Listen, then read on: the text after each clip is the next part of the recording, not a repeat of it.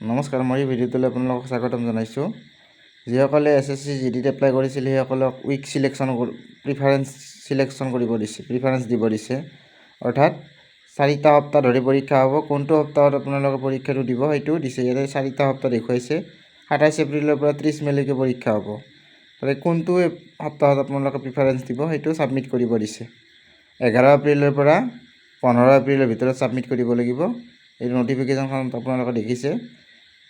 25,487টা post আছিলে SSC GDৰ আৰু সেই পোষ্টৰ এতিয়া পৰীক্ষা আৰম্ভ হ'বলৈ গৈ আছে 27 এপ্ৰিলৰ পৰা 30 মেলৈকে। আৰু তাৰে কাৰণে আপোনালোকক উইক প্ৰিফাৰেঞ্চ দিব দিছে। আৰু এইটো আপোনালোকে 11 এপ্ৰিলৰ পৰা 15 এপ্ৰিলৰ ভিতৰত সকলোৱে কৰি লয় যেন।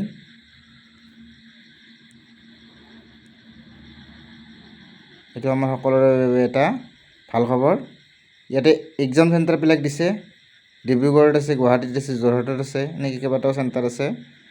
এপ্লিকেশ্যন ষ্টাৰ্ট হৈছিল 1 ডিচেম্বৰ 2025 আৰু লাষ্ট ডেট আছিল 31 ডিচেম্বৰ 2025। এতিয়া উইক প্ৰিফাৰেঞ্চ ছাবমিশ্যন দিছে 11 এপ্ৰিলৰ পৰা 2026 পৰা 15 এপ্ৰিল 2026লৈ। আৰু এডমিট কাৰ্ডটো কেতিয়া ওলাব এইটো ডেটটো কোনো দিয়া হোৱা নাই। আৰু কম্পিউটাৰ বেছড এক্সাম হ'ব 27 এপ্ৰিলৰ পৰা 30 মেলৈকে।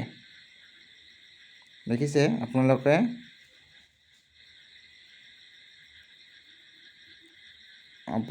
ইয়াতে লগ ইন হোৱাৰ পিছত ৰেজিষ্ট্ৰেশ্যন নাম্বাৰ আৰু SSC GD এপ্লাই কৰাৰ সময়ত যিটো পাছৱৰ্ড আছিলে সেই পাছৱৰ্ডটো বহাই কেপচাৰটো বহাই লগ ইন কৰি নিজৰ উইক প্ৰিফাৰেঞ্চটো ছাবমিট কৰিব পাৰিব।